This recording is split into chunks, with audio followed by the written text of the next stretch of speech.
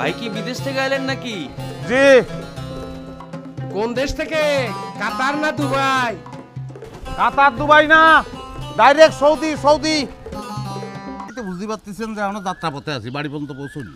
তা তোমার বাড়ি তো দক্ষিণ পাড়া, তুমি ধাই ধাই করে যাচ্ছ উত্তর পাড়া। শ্বশুর বাড়ি যাচ্ছে মনে হয় আগে। আমি শ্বশুর বাড়ি যাচ্ছি না নিজের বাড়ি যাচ্ছি সেটা জানি তো আপনার কোনো লাভ নেই।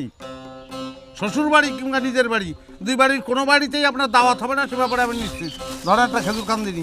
আমার তো আনন্দ অশ্রু। আচ্ছা, তোমার জন্য কি কি হাদিয়া মানে উপহার আনিছি সেটা দেখাতেই হবে না তোমার? চলো। আমার কোনো উপহার লাগবে না, আপনি বিদেশ থেকে ফিরে আসতেন, এটাই আমার জন্য বড় উপহার। সেটা তো ভালোবাসার উপহার আমি বুঝেছি, কিন্তু সৌদির মার্কেটে ঘুরিয়ে তোমার জন্য আমি যেসব মূল্যবান হাদিয়াতুন মানে উপহার কিনেছি তার না দেখানো পর্যন্ত তা আমি শান্তি পাচ্ছি না। এই ব্যাগ দুটো দিয়ে দিনি ভাই। যাও তালি ভাই, অসংখ্য ধন্যবাদ। আব্বা যতই বিদেশ করি না কারণ আমি তো গ্রামেরই ছেলে। না সেটা ঠিক। আচ্ছা, তোমরা জামাই শ্বশুর মিলে খেলে কথাই কবা, খাবা না? বিলতাবেই মানে না, মানে এই যে আমি সৌদি চলে গেছি, যাওয়ার পরে কি আব্বা আমার গালাগালি করেছে কখনো? না, একদমই না। বরং আব্বা অনেক খুশি হয়েছে যে তুমি সবার জন্য কিছু না কিছু আনিছে আপনার জামাই। এই দেখ, এইটা হলো বিদেশ যাওয়ার শিক্ষা। বিদেশ না গেলে কি এরকম শিখতে পারতো? আগে যে ওই যে বাদাম বিয়ার মতো ঘুরে বেড়াইতো, সেটা কি হইতো? আব্বা, আপনি কি নিজের মেয়ের জামাইয়ের নামে বদনাম করতেছেন? হ্যাঁ দেখি তা হোসেন ভাই, আসো কিরম কম দিনই? আসি ভালো। তার সৌদি জামাইয়ের এক সপ্তাহ পর হোসেনের কথা মনে পড়লে? এটা কি কথা কলা তুমি? যতদিন সৌদিতে থাইছি প্রত্যেক দিন বেলায় তোমার কথাই মনে পড়েছে, কারণ চা তো তুমিই খাওয়াতে আর চা তো আমি খাই। এত চা খাইয়েছি সেখানে, কিন্তু তোমার মতন চা আসলে আমার কেউ খাওয়াতে পারেনি। শুনে খুব খুশি হইলে। আজকে এক কাপ খাও। তাহলে দাও, এক কাপ চা দাও। আল্লাহ হালিবু মুন খালিদ সুকারি। ও কি বুঝতে পারো নি? দোকানদারি করো, নানান ধরনের মানুষ তো তোমার দোকানে আসবে, দু একটা ভাষা শিখে রাখা ভালো। সবাই খাবে, সবাই চা দাও জানি।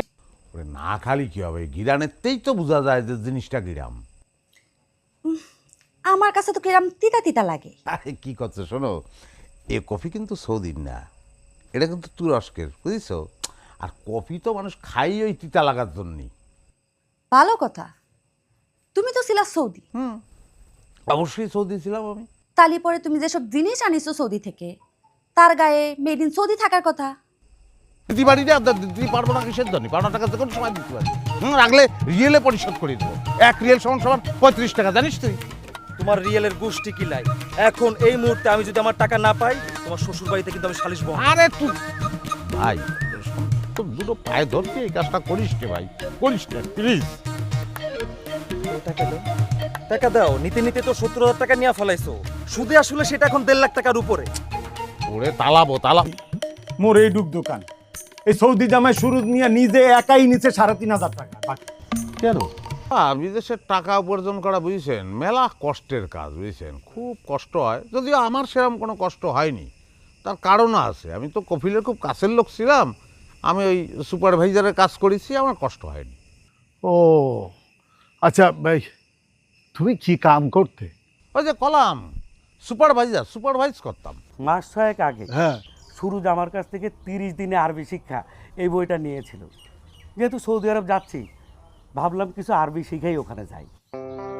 6 মাস আগে শুরু যে তোমার থেকে আরবি শিক্ষার বই নিয়েছে, সেটা কিরাম করে? 6 মাস আগে তো শুরু সৌদি আরবে ছেলে। কি বলতেছেন চাচা? সুরুজ আবার সৌদি গেল কবে? আমরা তো গত 2 বছর ধরে সৌদি যাওয়ার চেষ্টা করতেছি। এখানে আমার ভিসাটা আসছে, সুরুজের ভিসা এখন আসে না। সৌদি আরব যায়নি? হায় হায় সর্বনাশ! এই ওই সাবিনা, মরুর বুকে একটা টুকরো সোনার শহর, আজকে আমি তোমার টুকরো করবো। এই কনে রে কনে, এই আপনি এরকম পরিবেশে আরবি শিক্ষার বই চাচ্ছেন, আপনার তাহলে অনেক শিক্ষাই বাকি আছে।